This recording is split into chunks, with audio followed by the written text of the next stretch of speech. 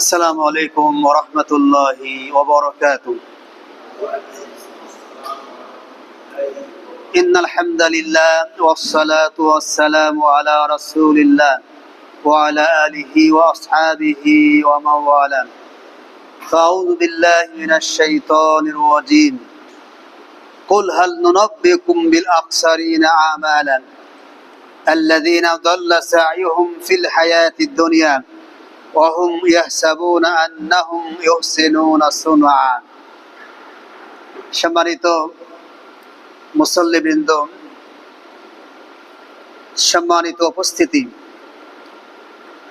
আমরা সর্বপ্রথমে সে মহান আল্লাহ সুবহানাহু ওয়া তাআলার মহান দরবারে কালিমাতুশ শুকর আদায় করছি, যিনি আমাদেরকে পবিত্র মাহে রমজানের দীর্ঘ একটি মাস সিয়াম সাধনার পরে আমাদের এই পবিত্র কোরআনের এই ধারাবাহিক দার্স বন্ধ ছিল রমজানের কারণে। আমরা সেই ধারাবাহিক দার্সটা আমরা আজকে থেকে আবারও শুরু করার সুযোগ পাচ্ছি, আমরা শুরু করতে যাচ্ছি। সেই জন্য সে মহান মাবুদের দরবারে আমরা শুকরিয়া আদায় করছি, আমরা কালিমাতুশ শুকর আদায় করছি, আমরা সকলে পড়ছি আলহামদুলিল্লাহ।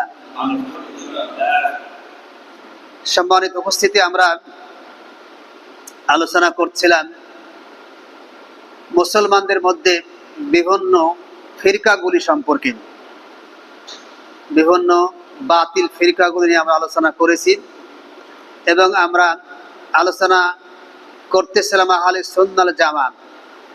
আহলে সুন্নাত জামাত সম্পর্কে আমরা আলোচনা করছিলাম। আমরা ইতিমধ্যে আহলে সুন্নাত জামাতের পরিচয় নিয়ে আমরা কথা বলেছি, আহলে সুন্নাত জামাতের বৈশিষ্ট্য নিয়ে আমরা কথা বলছিলাম। আমরা আজকে আলোচনা করব আহলে সুন্নাত জামাতের আরো কিছু বৈশিষ্ট্য নিয়ে, তাদের আরো কিছু আকীদা বিশ্বাস নিয়ে আমরা কথা বলার চেষ্টা করব। ওয়া মা তাওফীকুনা ইল্লা বিল্লাহ আলাইহি তাওয়াক্কালতু ওয়া ইলাইহি উনীব।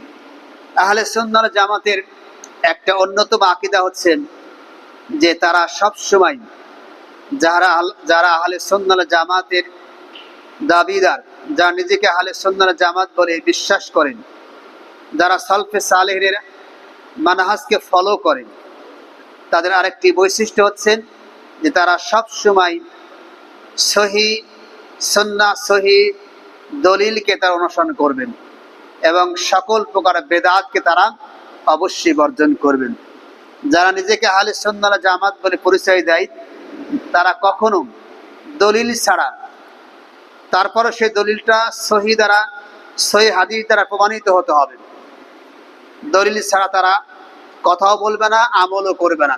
এবং যেখানে দলিল পাওয়া যাবে না সেখানে তারা সেই বিষয়কে প্রত্যাখ্যান করবেন, অর্থাৎ তারা জীবনের সব ক্ষেত্রে বেদাতকে প্রত্যাখ্যান করবেন।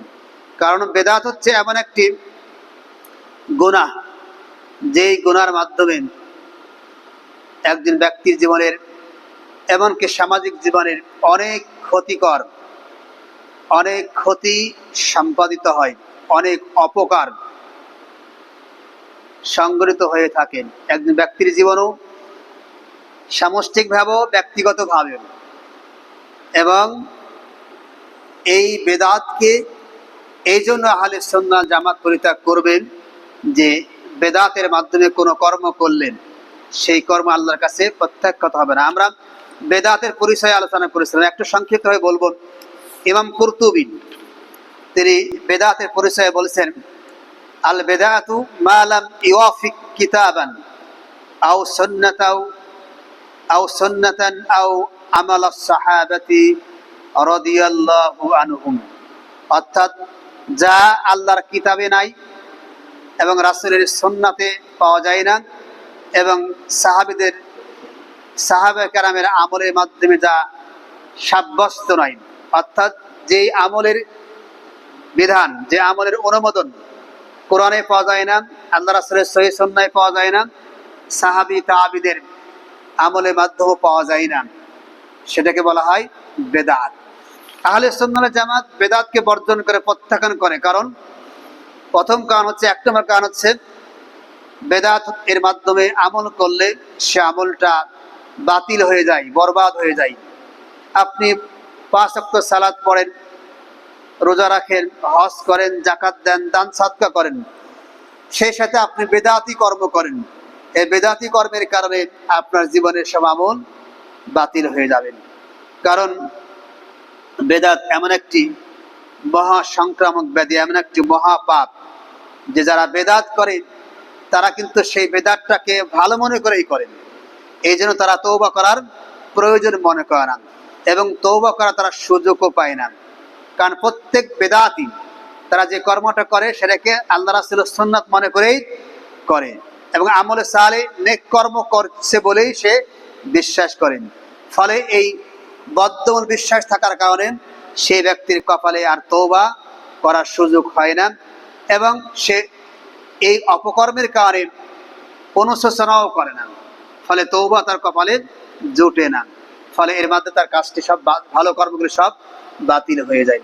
আল্লাহ পবিত্র কোন সূরা আরাফের, সূরা আল কাহাফের 103 এবং 4 নম্বর আয়াতে আল্লাহ বলছেন, কুল, হে রাসূল আপনি বলুন, হাল নুনাব্বিকুম বিল আকসারিনা আমালান, আমি কি তোমাদেরকে ওই সমস্ত মানুষদের সম্পর্কে জানাবো না যারা কর্মের দিক দিয়ে চরম ক্ষতিগ্রস্ত, কাজ করার পরও রেজাল্ট পাবে না, তারা চরম ক্ষতিগ্রস্ত হবে।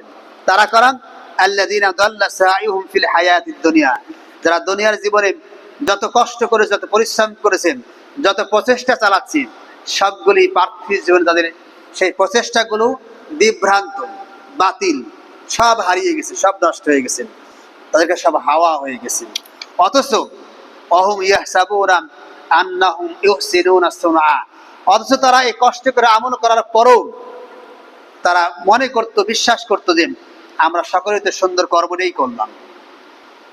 যেমন কোন ব্যক্তি মৃত্যুবরণ করলো, মৃত্যুবরণ করার পরে 3 দিন পরে তার মিলাদ করাই লাগবে, 7 দিন পর কুলখানি করাই লাগবে, 40 দিন পর 40 পালন করতেই হবে, 1 বছর পর বার্ষিকী পালন করতেই হবে। এই যে কর্মগুলি করি আমরা, সবগুলি বেদাত। এই কর্মগুলি কিন্তু যারা আমরা করি তারা সবাই কিন্তু সওয়াবের উদ্দেশ্যে করি, ভালো মনে করি না। সবাই মনে করে ভালো কর্ম করবো, সুন্নতি কর্ম, কিন্তু সবগুলি কি? বেদাত। ফলে সারা জীবন করছি, যেহেতু মন্দ কর্ম করছি, ভালো কাজই করছি, সেহেতু তাদের জীবনের এগুলি তওবা করার সুযোগ হয় না। আবার ফরজ নামাজ পড়ে আমরা মোনাজাত করি, অধিকাংশ মুহাক্কিক আলেমদের মতে ফরজ সালাতের পরে সম্মিলিত মোনাজাত বেদাত। কিছু মানুষ আমরা, কিছু আলেম আমরা বিভিন্ন দলিল নিয়ে এসে জোড়াতালি দিয়ে মুস্তাহাব প্রমাণ করার চেষ্টা করি। সর্বোচ্চ মুস্তাহাব হতে পারে, তাও সকলের মত না। 95% আলেমের মতই হচ্ছে বেদাত। 2-4-5 জন আমরা জোড়াতালি দিয়ে বলি এটা হচ্ছে সুন্নাহ বা মুস্তাহাব বলি। এইভাবে বেদাতকে আমরা সুন্নাহর আলোকে প্রকাশ করি বলেই যারা বেদাত করি তারা কিন্তু বেদাতকে আমরা বর্জন করতে পারে না, কারণ সেটাকে ভালো মনে করেই করে থাকি। অথচ আল্লাহ বলেছেন তারা এই কর্মগুলি কষ্ট করে সম্পাদন করার পরও তারা কিন্তু চরম ক্ষতিগ্রস্ত হয়ে যাবে, এবং পরম তারা ক্ষতিগ্রস্ত মানুষের মধ্যে অন্তর্ভুক্ত হয়ে যাবেন। প্রিয় ভাই আমার, এই জন্য আহলে সুন্নাহ ওয়াল জামাতগণ বেদাতকে আশ্রয় দিবে না। আহলে সুন্নাহ ওয়াল জামাতে যারা অধিকারী তারা কখনো বেদাতকে প্রশ্রয় দিবে না, জীবনের সব ক্ষেত্রে বেদাতকে তারা প্রত্যাখ্যান করবে। বেদাতের আরেকটি অপকার দিক হচ্ছে, আরেকটি ক্ষতিকর দিক হচ্ছে, আর যেই কারণে আহলে সুন্নাহ ওয়াল জামাত তারা বেদাতকে বর্জন করে, সেটি হচ্ছে যারা বেদাত করে তারা ইসলামকে পরিপূর্ণ দ্বীন হিসাবে বিশ্বাস করে না। বিশ্বাস করে না বলেই তারা ইসলামের মধ্যে ইসলামকে পরিপূর্ণ দ্বীন হিসাবে অবিশ্বাস করে বলেই তারা মনে করে যেহেতু এখানে পরিপূর্ণতা নাই, কিছু ঘাটতি আছে, কাজে সেখানে নতুন কিছু যোগ করতে হবে। অথচ আল্লাহ স্পষ্ট বলছেন, কি বলছেন? সূরা মাইদার 3 নম্বর আয়াতে, আল-ইয়াওমা আকমালতু লাকুম দীনাকুম ওয়া আতমামতু আলাইকুম নি'মাতি ওয়া রাদিতু লাকুমুল ইসলামা দীনান। আল্লাহ বলছেন যে আমি তোমাদের জন্য তোমাদের দিনকে পরিপূর্ণ করে দিলাম এবং তোমাদের উপরে আমার নিয়ামতকে সম্পূর্ণ করলাম, আর ইসলামকে তোমাদের জন্য গ্রহণযোগ্য দিন হিসাবে মনোনীত করে দিলাম। এই যে আয়াতটা, এই আয়াতটা কিন্তু এই আয়াতের মাধ্যমে ইসলামকে পরিপূর্ণ করে দেওয়া হয়েছে। পরিপূর্ণ দিনের মধ্যে নতুন, এই পরিপূর্ণ দিনের মধ্যে নতুন কোনো বিষয় সংযোজন করার অর্থই হচ্ছে এই আয়াতটাকে আমরা অবিশ্বাস করছি, মনে করছি যে আল্লাহ বলছেন দিন পরিপূর্ণ করে দিয়েছি আর আমি দিনের মধ্যে নতুন কিছু যোগ করছি। এর দ্বারা প্রমাণিত হচ্ছে যে আল্লাহর আয়াতটা সঠিক না, এখানে কিছু কিছু ঘাটতি আছে, ইনকমপ্লিটনেস রয়েছে, সুতরাং সেখানে আমাকে কমপ্লিট করে দিতে হবে। এটা কিন্তু আমরা প্রকারান্তে কিন্তু মেনে নিচ্ছি আমরা। ভাইরা, ইমাম মালিক রাহিমাহুল্লাহ তিনি বলছেন, মান ইবতাদা ফিল ইসলামে বিদআতান ইয়ারা হাসানা, যে ব্যক্তি ইসলামের মধ্যে নতুন বিষয় বেদাতের উদ্ভাবন করবেন এবং সেটাকে ভালো এবং উত্তম মনে করবেন, ফাকাদ জামা, সেই ব্যক্তি যেন প্রকারান্তে ধারণা করলো, বিশ্বাস করলো, আন্না মুহাম্মদ খানার রিসালা, আন্না মুহাম্মদ সাল্লাল্লাহু আলাইহি সাল্লাম খানার রিসালা, সে যেন বিশ্বাস করলো মুহাম্মদ সাল্লাম তার রিসালাতের ক্ষেত্রে খেয়ানত করেছেন, তিনি তার দ্বীন প্রচারের ক্ষেত্রে তিনি খেয়ানত করেছেন। নাউযুবিল্লাহ মিন যালিক। অর্থাৎ যে ব্যক্তি বেদাত করলো এবং সে উত্তম মনে করলো, সেই ব্যক্তি প্রকারান্তে এই বিশ্বাসটাই করলো যে মুহাম্মদ সাল্লাম তার দ্বীনটাকে পরিপূর্ণভাবে প্রচার করেন নাই, বরং কিছু আংশিক করেছেন বা কিছু ঘাটতি রেখেছেন। ফলে এখন আমি নতুন কোনো বিষয় উদ্ভাবন করে দ্বীনটাকে পরিপূর্ণ করে দিলাম। ইমাম মালিক বলছে এই কথা, কারণ আল্লাহ বলছেন আল-ইয়াউমা আকমালতু লাকুম দীনাকুম, আজ আমি দ্বীনকে পরিপূর্ণ করে দিলাম। সুতরাং আল্লাহ রাসূলের জামানায়, সাহাবীদের জামানায়, তাবিদের জামানায় যেটা দ্বীন হিসাবে যে আমলটা ছিল না, যেটাকে দ্বীন হিসেবে তারা মনে করতেন না, আজকের জামানায় আমি যত বড়ই পণ্ডিত হই, যত বড় আলিম হই, যত বড় মুস্তাহিদ হই, যত বড় পীর সাহেব হই না কেন, যত বড় ইমাম হই, যত বড় লিডার হই, আজকের দিনে নতুন কোনো বিষয় দ্বীন হিসেবে গণ্য হবে না যদি না সেই বিষয়টা আল্লাহ রাসূল, সাহাবী, তাবিদের জামানায় না থাকে, তাদের দ্বারা প্রমাণিত না হয়। আজকের জামানায় যদি নতুন করে কোনো দ্বীনের মধ্যে কোনো বিষয় সংযোজন করি, তাহলে আমার এটা মেনে নিতেই হবে যে আমি মনে করছি দিনটা কিছু অসম্পূর্ণ আছে, সুতরাং নতুন কিছু ঢুকিয়ে দিয়ে দিনটাকে পরিপূর্ণ করি। এই ধরনের বিশ্বাস করলেন ঈমান থাকবে না প্রিয় ভাইরা আমার, এবং এটা দিনের প্রতি অবিশ্বাসেরই নামান্তর। সুতরাং আমরা কখনো দিনের মধ্যে নতুন কোনো বিষয় উদ্ভাবন করব না, বেদাত করব না। আর এই কারণে আহলে সুন্নাহ ওয়াল জামাতগণ জীবনের সব ক্ষেত্রে বেদাতকে বর্জন করবেন, সব ক্ষেত্রে বেদাতকে বর্জন করবেন। এরপরে দ্বীনের ক্ষেত্রে বেদাতের আরেকটি অপকার বা ক্ষতিকর দিক হচ্ছেন, যারা বেদাত করেন তারা আল্লাহর প্রতি মিথ্যা আরোপ করেন। আল্লাহর প্রতি কি করেন? মিথ্যা আরোপ করেন। আল্লাহ বলেছেন দ্বীন পরিপূর্ণ, আল্লাহ কিছু বিধান হালাল করেছেন, কিছু হারাম করেছেন। এখন আমি যদি সেগুলিকে যথেষ্ট মনে না করেন, দ্বীনের মধ্যে নতুন কোনো বিষয় সংযোজন করি, কোন হালালকে হারাম গণ্য করি, হারামকে হালাল গণ্য করি, নতুন কোনো বিষয় উদ্ভাবন ঘটাই, তাহলে আল্লাহ যে কথাগুলি বললেন সেটাকে মিথ্যা প্রতিপন্ন করা হয়। সুতরাং যারা বেদাত করবে তারা প্রকারান্তে আল্লাহর প্রতি মিথ্যা আরোপ করল। এরপরে বেদাতের আরেকটি ক্ষতিকর দিক হচ্ছে, বেদাত যে ব্যক্তি করবেন সে ব্যক্তির জীবনে বাকি সব আমল বাতিল হয়ে যাবে, বরবাদ হয়ে যাবে, যেটা আমরা একটাকে জানলাম। আল্লাহ পবিত্র কোরআনে বলছেন, সূরা আল্লাহ হাদিস শরীফে বলছেন, সহিহ বুখারী শরীফের হাদিস, মান আহদাসা ফি আমরিনা হাযা মা লাইসা মিনহু ফাহুয়া রাদ্দুন, যে ব্যক্তি আমাদের এই দ্বীনের মধ্যে নতুন কোন বিষয়ের উদ্ভাবন ঘটাবেন সেটা অবশ্যই প্রত্যাখ্যাত হয়ে মারদুদ হয়ে যাবেন। আরেকটা হাদিস আল্লাহ সহিহ মুসলিমের আরেকটা হাদিস আল্লাহ বলছেন, মান আমিলা আমালান লাইসা আলাইহি আমরুনা ফাহুয়া রাদ্দুন, যে ব্যক্তি আমল করলো, যে আমল করার মাধ্যমে, যে আমল করার অনুমোদন, যে আমল করার নজির দৃষ্টান্ত আমাদের দ্বীনের মধ্যে নাই, ইসলামের মধ্যে নাই, আল্লাহ রাসূল, সাহাবী, তাবিঈ জামানায় যার নজির নাই, উদাহরণ নাই, দৃষ্টান্ত নাই, সে আমলটা অবশ্যই কি হবেন? প্রত্যাখ্যাত হবেন। বহু হাদিস রয়েছে। আল্লাহ আরেকটা হাদিসে বলেছেন, আল্লাহ আর একটা হাদিস বলেছেন, আম্মা বাদু ফাইন্না খায়রুল হাদিসে কিতাবুল্লাহ ও খায়রুল হাদি হাদি মুহাম্মদ সাল্লাল্লাহু আলাইহি সাল্লাম। জেনে রাখো, সর্বশ্রেষ্ঠ বিধান হচ্ছে কালাম হচ্ছে আল্লাহর কিতাব, আর সর্বোত্তম দিক নির্দেশনা হচ্ছে গাইড বুক হচ্ছে মুহাম্মদ সাল্লাল্লাহু আলাইহি সাল্লামের পথ নির্দেশনা। সুতরাং যে ব্যক্তি ওয়াইয়াকুম ওয়া মুহদাসাতিল উমুরিন, এরপর আল্লাহ বললেন সাবধান, তোমরা দিনের মধ্যে নতুন কোন বিষয়ের উদ্ভাবন করা থেকে সতর্ক হও, কারণ ফাইন্না কুল্লা মুহদাসাতিল বিদআত, প্রত্যেক নতুন বিষয়ের উদ্ভাবন হচ্ছে বেদাত, ওয়া কুল্লা বিদআতিন দালালান, আর প্রত্যেক বেদাত হচ্ছে পথভ্রষ্টতা, ওয়া কুল্লা দালালাতিন ফিন্নার, আর প্রত্যেক পথভ্রষ্টতাই হচ্ছে জাহান্নামী। সুতরাং যে নতুন বিষয় উদ্ভাবন করব কোরআন সুন্নাহ দলিল ছাড়া, সেটা অবশ্যই পথভ্রষ্ট হবেন এবং সেটা প্রত্যাখ্যাত হবেন। বেদাত এর আরেকটি ক্ষতিকর দিক হচ্ছে যারা বেদাত করবেন তারা হবে অভিশপ্ত। আল্লাহ বলেছেন, মান আহাদাসা হাদাসান আও আওয়া মুহদাসান ফালানাতুল্লাহি ওয়াল মালাইকাতি ওয়ান নাস আজমাইন। যে ব্যক্তি বেদাত করবেন, যে ব্যক্তি বেদাতকে আশ্রয় দিবেন, সে ব্যক্তির প্রতি আল্লাহর ফেরেশতা কুলের সমস্ত মানবতার অভিশাপ। তাহলে বোঝা গেল যারা বেদাতি তাদের প্রতি আল্লাহ অভিশাপ দেন, ফেরেশতা কুল দেন, সমস্ত মানুষ তাদের কি দেন? অভিশাপ দেন, তারা অভিশপ্ত। বেদাতের আরেকটি ক্ষতিকর দিক হচ্ছে বেদাতের কারণে একজন ব্যক্তির ফরজ নফল কোন ইবাদত আল্লাহ কবুল করবেন না। সেটাও আল্লাহ হাদিস শরীফে বলেছেন, সহিহ বুখারীর হাদিসে বলেছেন যে ব্যক্তি বেদাত করলেন লা তুকবাল মিনহু সরফুন ওয়ালা আদলুন, সে ব্যক্তির নফল ফরজ কোন ইবাদত আল্লাহ কবুল করবেন না। এই জন্য আহলে সুন্নাহ ওয়াল জামাত যারা, তারা জীবনের সব ক্ষেত্রে বেদাতকে প্রত্যাখ্যান করবেন। যারা বেদাত প্রত্যাখ্যান করবে, বেদাতের বিরুদ্ধে লড়াই করবেন, তারাই হচ্ছে প্রকৃত আহলে সুন্নাহ ওয়াল জামাত। বেদাতের আরেকটি ক্ষতিকর দিক হচ্ছে বেদাতিগণ কিয়ামতের মাঠে হাউস কাউসারে পানি পান করতে পারবে না।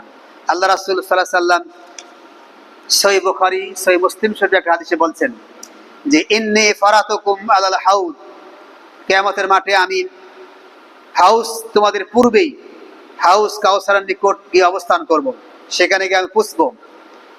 মান মাররা আলাইয়া শারিবান ওমান শারিবা লাম ইয়াজমাউ আবাদান, যে ব্যক্তি সে হাউস কাউসারের নিকট দিয়ে যাবেন, সেই ব্যক্তি হাউস কাউসারে পানি পান করবেন, সে হাউস কাউসারে পানি পান করবে। আর যে ব্যক্তি হাউস কাউসারে পানি পান করবে, সে ব্যক্তি আর তৃষ্ণার্ত হবে না। এরপর আল্লাহ বলছেন লা ইয়ারিদান্না আলাইয়া আকওয়ামুন, আমি হাউস কাউসারের নিকট অবস্থান করব, আমার সামনে দিয়ে এক শ্রেণীর মানুষকে ফেরেশতাগণ হাঁকিয়ে জাহান্নামে নিয়ে যাবে। আরিফুহুম, তাদেরকে আমি চিনতে পারবো, ওয়া ইয়ারিফুনানি, তারাও আমাকে চিনতে পারবে। সুম্মা ইউহালু বাইনি ওয়া বাইনাহুম, এরপর আমার এবং তাদের মাঝে একটা অন্তরায় করে দেওয়া, দেওয়াল করে দেওয়া, অন্তরায় আড়াল সৃষ্টি করে দেওয়া হবে। ফাকুলু, আমি ফেরেশতাদেরকে বলবো, ইন্নাহুম মিন্নি, হে ফেরেশতাগণ এরা তো আমার উম্মত, তাদেরকে হাঁকিয়ে জাহান্নামে নিয়ে যাচ্ছে কেন? তখন আল্লাহ রাসূলকে বলা হবে, ইন্নাকা লা তাদরি মা হাদাসু বাদাকা, হে রাসূল আপনি জানেন না যে আপনার পরে তারা দিনের মধ্যে নতুন কোন বিষয়ে সংযোজন করেছে। অর্থাৎ আপনার পরে আপনি যদি পরিপূর্ণ একটা দিন রেখে এসেছিলেন ইসলাম, সেই ইসলাম তারা কাটছাঁট করেন, নিজেদের সুবিধা মতো কিছু যোগ করেছে, কিছু বিয়োগ করেছেন, সংযোজন করেছে, দিনের মধ্যে নতুন বিষয়ের উদ্ভাবন করেছেন। যখন ফেরেশতাগণ এই কথা বলবেন, তখন আল্লাহ বলবেন সুহকান সুহকান লিমান গায়্যারা বাদি, দূর হয়ে যাও, দূর হয়ে যাও আমার কাছ থেকে, যারা আমার পরে আমার দিনের মধ্যে বেদাত সৃষ্টি করেছো, দিনকে পরিবর্তন করেছো। ভাইয়ের আমার, সুতরাং কিয়ামতের মাঠে যারা বেদাতি, তারা কিন্তু আল্লাহ রাসূলের কাছ থেকে সেই হাউস কাউসারে পানি পান করতে কখনোই পারবে না।